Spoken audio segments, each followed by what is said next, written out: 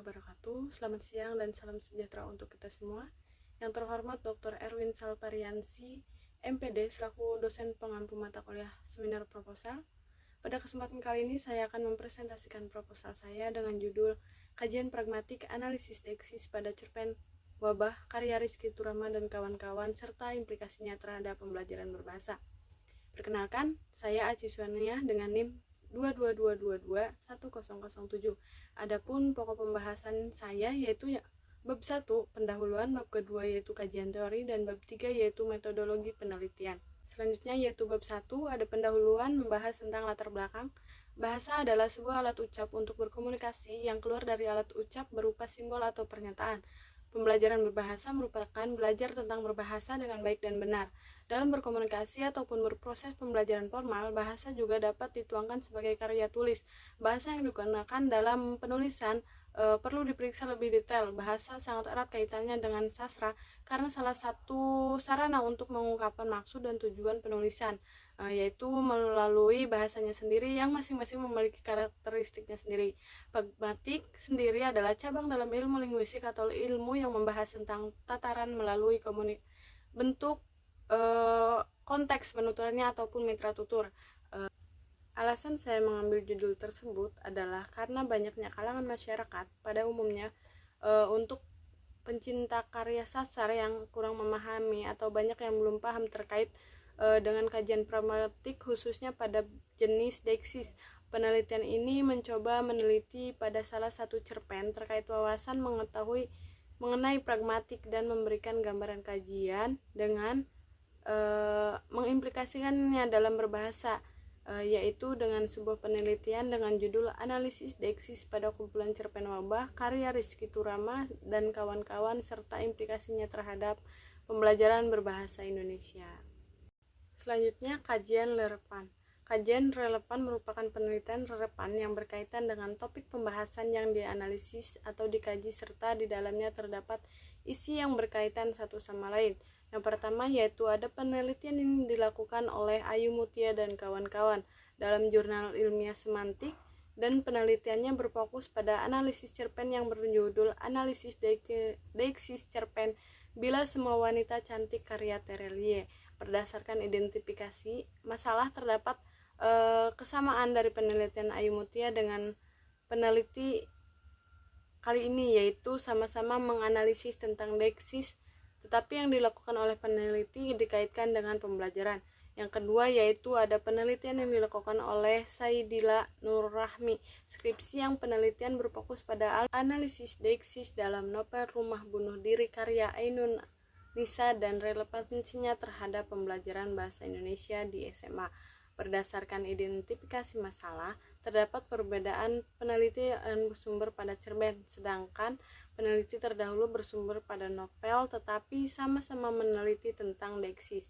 Yang ketiga yaitu penelitian yang dilakukan oleh Salsa Amarusli, skripsi yang penelitiannya berfokus pada analisis novel yang berjudul Deksis dalam Rindu karya Terelie dan implikasinya terhadap pembelajaran bahasa Indonesia di SMA. Berdasarkan identifikasi masalah, perbedaan peneliti bersumber pada cerpen sedangkan peneliti terdahulu bersumber pada novel, tetapi sama-sama meneliti tentang deksis dalam berbahasa. Selanjutnya yaitu ada pertanyaan penelitian. Berdasarkan latar belakang masalah dapat diambil beberapa sebagai pernyataan penelitian pada penelitian kali ini, yaitu bagaimana kajian pragmatik pada penggunaan atau pemakaian deksis baik itu jenis atau bentuk yang terdapat pada kumpulan cerpen wabah karya Rizky Turama. Selanjutnya yaitu tujuan penelitian.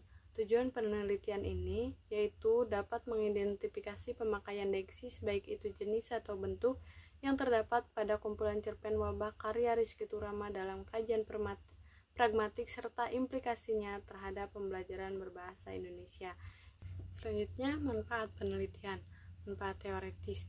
Manfaat teoretis adalah penelitian dapat mengembangkan serta menambah wawasan mengenai kajian pragmatik pada jenis deksis atau dapat menjadi sumber pengetahuan yang akan mengkaji selanjutnya dalam penelitian ini. Yang kedua yaitu ada manfaat praktis sebagai sumber referensi informasi yang lebih rinci untuk peserta didik sebagai sumber ilmu pengetahuan mengenai kajian pragmatik dan deksis. Dalam penelitian ini juga memberikan manfaat sebagai acuan dalam mengkaji kajian pragmatik dalam menulis cerita pendek dengan menggunakan kata-kata yang sesuai dengan konteksnya. Selanjutnya ada bab 2 kajian teoritis. Yang pertama yaitu pengertian bahasa. Bahasa adalah sebuah alat untuk berkomunikasi yang keluar dari alat ucap berupa simbol atau pernyataan. Menurut Tarigan tahun 1986 sampai halaman 22-23, bahasa merupakan alat perantara antara anggota kelompok masyarakat dan alat interaksi secara individu maupun kelompok yang berfungsi sebagai alat komunikasi.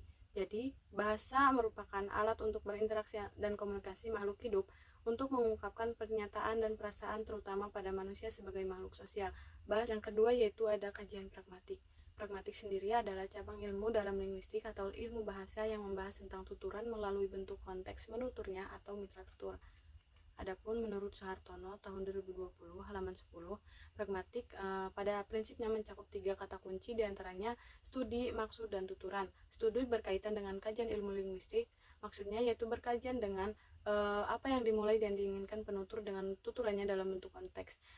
Selanjutnya yaitu tuturan berkaitan dengan suatu bahasa di atas kalimat yang mempresentasikan tindak tutur tertentu. Adapun pragmatik menurut Yul dalam Soehartono tahun 2020 halaman 10, yaitu pragmatik merupakan suatu bidang yang berkaitan dengan makna yang dilafalkan oleh penutur dan diartikan oleh mitra tutur. Dalam artian, apa yang dibicarakan penutur, mitra tutur dapat mengartikan makna yang disampaikan oleh penutur. Mitra tutur memahami dengan baik apa yang disampaikan oleh penutur. Pragmatik adalah kajian antara hubungan bentuk bahasa tutur serta penggunaannya. Jadi dapat diartikan bahwa pragmatik merupakan cabang ilmu linguistik yang berhubungan dengan penyampaian maksud penutur kepada mitra tutur sesuai dengan konteks yang disampaikan penutur, dan mitra tutur sebagai pendengar atau pembaca harus bisa memahami apa yang disampaikan oleh penutur. Selanjutnya yaitu yang ketiga ada deksis. Menurut Soehartono tahun 2020 halaman 15, deksis adalah pengacuan atau penunjuk melalui sebuah ungkapan dengan penafsiran yang berubah-ubah, berganti, dan berpindah-pindah. Jadi deksis adalah suatu batasan dalam kajian pragmatik yang berfokus pada konteks. Deksis juga dikatakan sebagai pengacuan dengan penafsiran yang tidak tepat atau berubah-ubah. Selanjutnya yaitu ada jenis-jenis deksis. Yang pertama yaitu ada deksis orang atau persona. Contohnya yaitu saya, aku, kita, dan mereka. Kedua yaitu ada deksis tempat atau ruang. Contohnya di sana, di sini, begini, dan begitu. Selanjutnya ada deksis waktu. Contohnya yaitu hari ini, minggu depan, bulan ini, minggu ini. Selanjutnya ada deksis wacana. Contohnya disinilah, disitulah, dan beginilah. Deksis sosial. Contohnya Mbak, Mas, Nyai, Kang Mas, dan lain-lain. Selanjutnya yaitu bab 3 metodologi penelitian. Metode penelitian ini menggunakan metode penelitian deskriptif kualitatif. Dalam penelitian ini, metode yang digunakan yaitu deskriptif kualitatif, dapat mendeskripsikan jenis-jenis deksis, diantaranya deksis persona atau orang, persona pertama tunggal dan jamak, persona kedua tunggal dan jamak, dan persona ketiga tunggal dan jamak. Deksis tempat atau ruang, deksis waktu, deksis wacana, dan deksis sosial yang terdapat dalam kumpulan cerpen wabah karya Rizky Turama. Dan teknik yang dilakukan ialah membaca, mencatat, dan mengambil gambar karena cerpen tersebut berbentuk soft file. Selanjutnya data.